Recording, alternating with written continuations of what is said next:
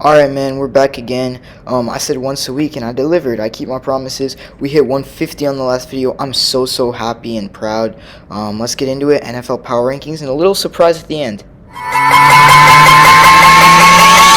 Wiggle, wiggle. Like.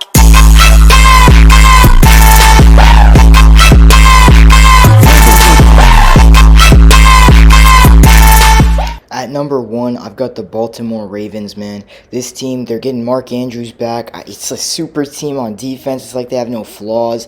If Lamar cooks and the wide receivers get open, and with Odell's leadership, with Roquan Smith's leadership, Lamar's leadership, they're going to get places, man. They play with a ton of heart. I think this is the year of the hardballs. I think they get the Super Bowl win, but tough matchup against the Texans. Now we've got the San Francisco 49ers. In previous years, they've been good regular season, just like we saw this year, but in the playoffs, that's where they really struggle. And interceptions are this team's biggest enemy. So if Brock Purdy stays accurate and his guys get open and this defense stays healthy, which I think is the key to them, they are also Super Bowl favorite. They play the Packers, really young team, really inexperienced, so they can kind of exploit that flaw almost and take advantage of it. So we'll see how things roll, but I got the Niners this weekend, and Brock Purdy, man, I'm rooting for him. Last pick in the draft, really inspirational story right there. At number 3, I've got the Detroit Lions. The game they just got done playing was wild, man. They could not stop Puka for anything. Now, they're playing the Buccaneers. They've got Mike Evans, Chris Godwin, so the defense is going to have to come up real big. And if he bakes, then their defense could be in shambles. But this offense, man, like, they play with so much heart and grit, like Amon-Ra, David Montgomery, Jared Goff, and, like, they're playing for the city at this point. They're not even playing for themselves. That's what I love about this team. That's why I have them so high up. I feel like that heart can get them real deep in the playoffs, and rooting for them. At number 4, I've got the Buffalo Bills. Josh Allen, man, he's turning up at the right time. He's playing like an MVP right now. It's going to be a really tough matchup against the Chiefs. I mean, you've got the rivalry, you get a little bit of bad blood there. It's like a derby or like a college rivalry. So I feel like it's going to be a hotly contested matchup, and it's going to be a really close game. I feel like the Bills will edge it out, though, because Allen, man, he's looking unstoppable while running the ball, throwing the ball. Stephon Diggs finally turned up last week. The tight ends are both amazing. And James Cook, he's pretty good too. And if this defense stays up top, it should be a W for Buffalo against Kansas City. At number 5, I've got the Tampa Bay Buccaneers. Not much to say about this team, but Baker, man, if he plays good, they're unstoppable. Again, they're playing a pretty tough Lions team. Both these teams playing for a lot for their city.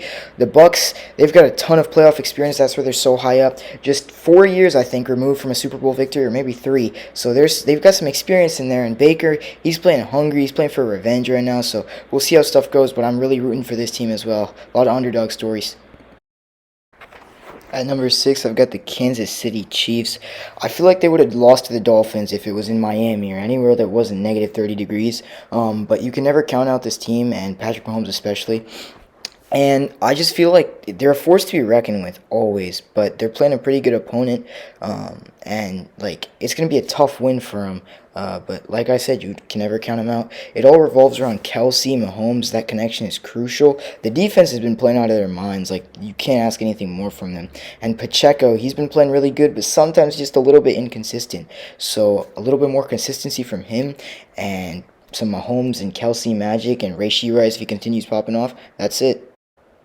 At 7, we've got this super young and exciting Texans team with Nico Collins, CJ Stroud. They're playing the 1 seed in the Ravens, though, so that's going to be a really tough matchup, playing the number 1 defense. Just got done playing the number 2 defense. Obviously, they pooped on them, but the Ravens are a different ball game, a lot more playoff experience there, and Lamar, he's hungry, man, and that team, they look scary. I mean, they blew the Niners out the water, they blew the Browns out the water, and they've just been cooking all year long. I feel like it's their year, but Houston, I can't root for CJ Stroud because he's an Ohio State guy, but I think they're a good team, just the Ravens are too good for them. At number 8, last but not least, I've got the Green Bay Packers. Man, this team, they just absolutely destroyed the Cowboys. They're really young. They got no business being here. They're probably going to end up losing to the Niners, but I'm really rooting for them. If Love and Jones really start going off again, then that's a W for them right there. I feel like the whole glue to this offense is Aaron Jones. The defense is good as always, so if Aaron Jones balls out, 3 touchdowns last week. If he does something similar this week, 2 against the Niners, then who knows, man. Maybe that's a game that they can win. Alright, we're going to do a little soccer segment in today's clip. Messi just won FIFA's Best Player of the Year award. It's voted on by players.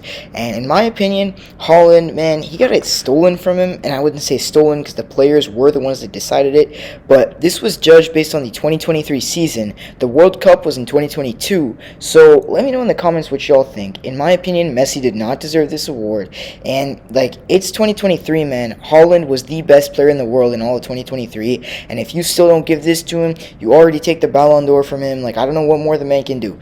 So hopefully, and his career is still young, so hopefully he can get it later on. But it was pretty unlucky for him. Let me know what y'all think. And that's it for this one, guys. Like, subscribe, drop a comment. See y'all again next week, right at this time. If I have some time, I'm going to drop a surprise middle of the week.